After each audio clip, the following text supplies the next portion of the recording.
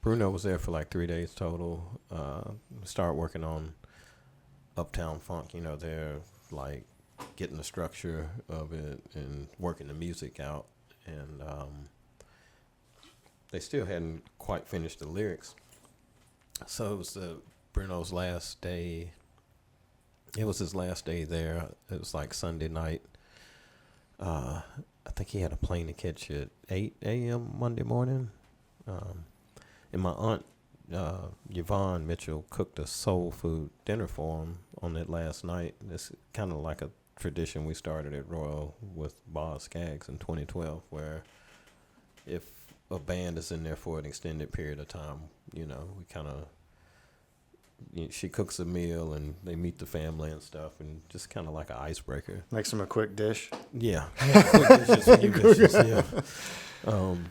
So she cooks this amazing meal, and after they finish the meal, like Bruno wrote the hook on this other song that Mystical's singing on, like on that album. The song that comes on before Uptown Funk is called Feel Right.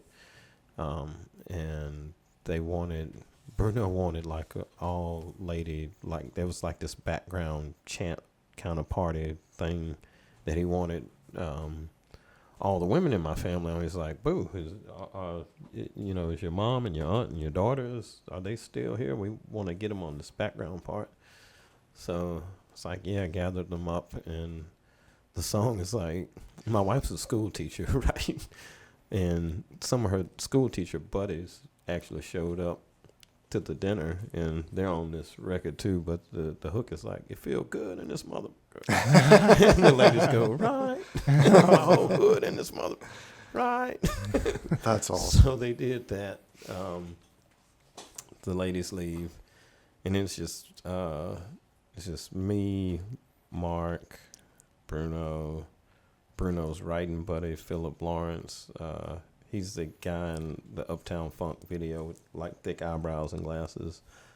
Cameron Whalum, who's Bruno's trombonist, who's from Memphis. And like Bruno's engineer or whatever, Charles. So it's just at this point it's like midnight, bunch of dudes there. So they start writing the rest of the lyrics of Uptown Funk, and the Royal has like the green hallway with gold records, like right before you go into the control room. And there's like master tapes on the shelf. So they're writing there, they're going through it and going through the Skippy and Make a Dragon Want to Retire and all the stuff. And it gets to be about 4 a.m, and they were drinking Jameson, but they ran out.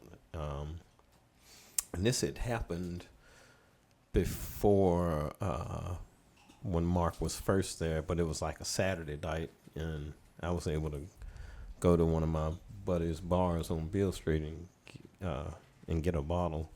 I think actually I got that bottle from Sekisui SPR from Jimmy. Oh, really? Jimmy Ishii? Oh, wow. Yeah. Jimmy's like my best friend. Oh, he's a good guy. I've known Jimmy for a while, too. Sweetest guy.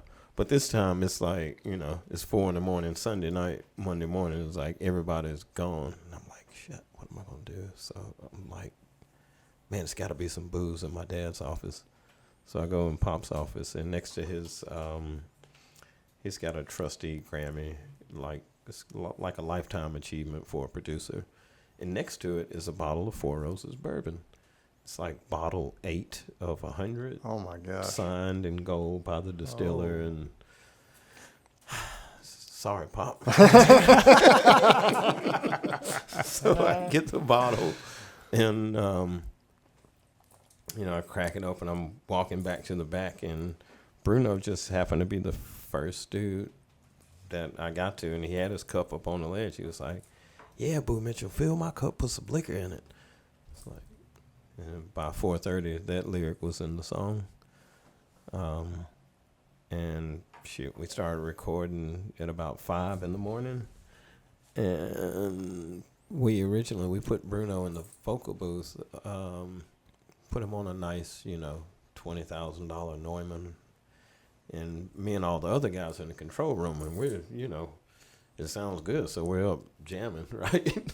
Yeah. And after about 3 takes, Bruno goes, "Hey, man, I want to do the vocal in there with you guys." And I instantly hear, like, the psycho shower music. I'm like, oh, shit. I'm like, oh, okay. Because you can do a vocal in the control room, but, the music's coming out of the speakers, so that's all this technical stuff. You got to pull in headphones or put your speakers out of phase. Like, all this crap I didn't have time to do. So from a previous Bobby Blue Bland session, that vocal was done in the control room. I was like, oh, yeah, a SM57 won't feed back. So I handed him a 57. Yeah.